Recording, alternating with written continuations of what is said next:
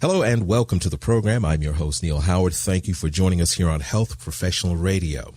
Going to have a conversation this morning with Dr. Jeffrey Sugarman and a teenager by the name of Jake. You know, it's already tough enough being a teenager. You know, you've got all the social pressures, the school, extracurricular activities. And on top of that, some teens struggle with a skin condition that can carry an additional burden. Now, a lot of folks think that atopic dermatitis, also called AD or eczema, is just a skin condition with some itchy patches on the skin, but it's a lot deeper than that. It can be a very serious and debilitating condition that affects a lot of teens. Now, here to talk with us is, as I said, Dr. Jeffrey Sugarman and Jake, who's living with severe AD. Welcome to the program, both Dr. Sugarman and Jake. Dr. Sugarman, just a brief background about yourself, and let's describe some of the symptoms of moderate to severe AD. Sure. I'm a pediatric dermatologist practicing in California, and AD, or atopic dermatitis, otherwise called eczema, is probably the most common thing I see in clinic on a daily basis.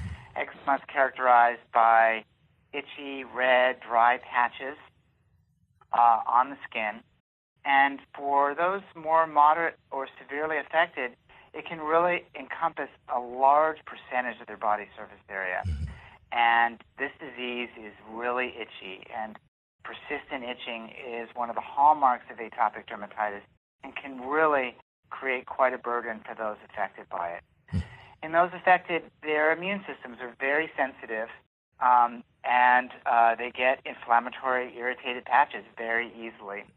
Probably hundreds of thousands of adolescents in the United States that suffer with atopic dermatitis. Now, Jake, you're suffering from atopic dermatitis. I understand it's of the severe variety. What's your story? So I was diagnosed with AD when I was only 6 months old. So I've been living with it for about the last 17, 18 years.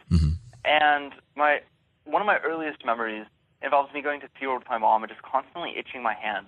It distracted me from the world around me. And so living with eczema has been kind of a battle between what I want to do and what I can do that will make my skin worse. So often I would wear like special clothing, pants in the summertime and long sleeves so people wouldn't see my skin and it wouldn't get worse. I live in California and I do a lot of surfing, and surfing has actually become increasingly difficult as the salt water kind of burns my skin. So what I want to tell anyone with AD in the audience is to not let atopic dermatitis control you. You know, you're talking about the severity of the itching, the burning, interfering with, regular activities, and also the physical appearance of these rashes and I guess scar tissue from the constant scratching. Doctor, for teens like Jake who are struggling with this condition, what is the treatment for it? What makes it better, as Jake was talking about making it better? Yeah, excellent question. I'd just like to start by saying that I'm here on behalf of Regeneron and Sanofi to raise awareness for the disease state of moderate to severe eczema. What I would tell your listeners who have eczema is first, go see your doctor, your eczema specialist, and get on the right treatment for your eczema. Everybody's going to need something a little bit different. It's not a one-size-fits-all. For those with mild disease, they may just need gentle skin care and maybe a mild topical steroid cream. Others might need a different sort of anti-inflammatory non-steroid cream. But for those with moderate to severe disease, they may need something more like an oral treatment or even an injectable treatment for their eczema. Jake, you've been living with this your entire life, diagnosed at just 6 months old. Are you on top of how your treatment regimen changes or morphs, or is this something that you depend on your doctor to kind of guide you through?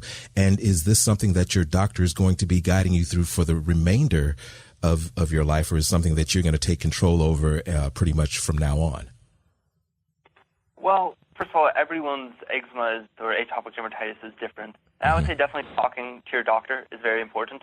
I personally do depend on my doctor to figure out the medications that work for me, and hopefully, ideally, as I get older, I find like maybe a singular medication I can use and to depend on my doctor less. But especially at this age when my eczema is so unpredictable, it's incredibly important to have that communication with your doctor.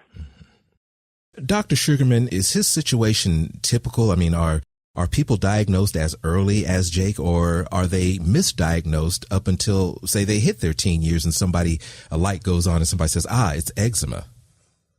Yeah, that's a great question. So atopic dermatitis is a disease that starts early in life. Most cases that we diagnose, we see under the age of 4 years. And in the mild cases, a lot of those kids actually outgrow their disease before they become teenagers. It's really only those that have more moderate to severe disease that the disease persists through adolescence and into adulthood. So Jake's story is not surprising. Children with more severe disease are going to present earlier. So having eczema at age 6 months is not surprising at all. You know, you were talking about being here to raise awareness about the severity and the prevalence of AD and how many people that it does affect. What, in your opinion, would you say is the reason that awareness hasn't been heightened up until this point? I mean, I see a lot of things on television, in the radio, and magazines about adults with skin problems. Not a lot of teens. I mean, maybe some acne here and there, but this seems to be very serious, yet not as prevalent in ads as it should be, maybe. Yeah, you're right. I think there are probably a lot of reasons for that.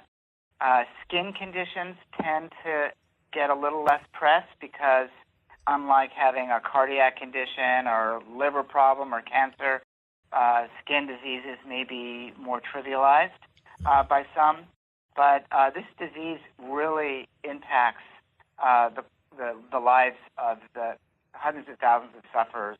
They've done research that looked at how children with eczema, the burden that they suffer is similar to children who have diabetes and epilepsy, diseases that people would take much more seriously. Do you think that parents take it as seriously, you know, being the parent of the child who's suffering? They go back and forth with doctors. Is it a societal thing, or is it a medical thing where doctors are not giving it the due that maybe it's worth? Probably a combination of both of those things. Certainly for kids that are more severely affected, those parents are in my office. They're struggling. The child's itchy, miserable, possibly infected from all the scratching, and they need a solution. For parents who want more information, the Internet can be a good source. The American Academy of Dermatology's website is an excellent resource. They can go to optionforad.com and get more information on how to manage their child's eczema. And doctor, in wrapping up, what would you say to physicians who may not be as familiar with the severity and the prevalence of AD as yourself? I would really recommend, as a physician, if you're not familiar enough and you're not comfortable managing severe disease, please refer to an eczema specialist. Great. Dr. Sugarman, Jake, thank you so much for joining us here on Health Professional Radio. Thanks for having us. Thank you. You've been listening to Health Professional Radio. I'm your host, Neil Howard. Transcripts and audio of this program are available at hpr.fm and healthprofessionalradio.com.au. Thank you for listening to Health Professional Radio. We're very proud to be an independent broadcaster providing our content free of charge to you, the listener. One of the ways that we're able to remain free and independent is by having people like you become patrons. You can support Health Professional Radio simply by visiting hpr.fm and clicking the button that says Become a Patron. Your patronage of even just $1 a month lets us know that you're there, which in turn makes us more valuable to advertisers. And, of course, if you're able to afford more, then we would certainly appreciate the support. My name is Toby Longhurst from Health Professional Radio. Please visit hpr.fm, click the Become a Patron button, and support us if you can.